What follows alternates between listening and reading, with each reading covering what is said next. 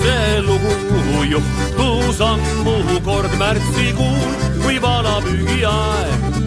Mehed kartmatud, lipp meil masti vinnatud, ees nüüd ootab Gröönimaa. Oh poisid, hei, hei, ees nüüd ootab Gröönimaa. Siis on madrus seal kõrgel saalingul, kiker käes, seal üüdise nii. Seal on vaar, sellest suuremat ei saa. Oh, kui ligidal on taha meil, oh poisid, hei, hei, oh, kui ligidal on taha meil.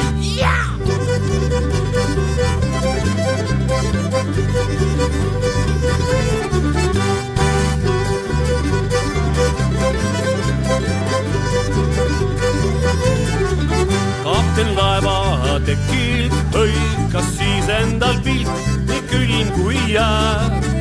Köied valmis sättige, soodid alla otse teed, paadid merde pääske teed. Oh poisid, hei, hei, paadid merde pääske teed.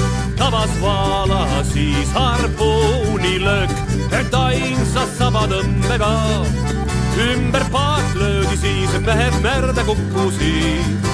Ei me vaala püüdudki nii, oh poisid, hei, ei me vaala püüdudki nii.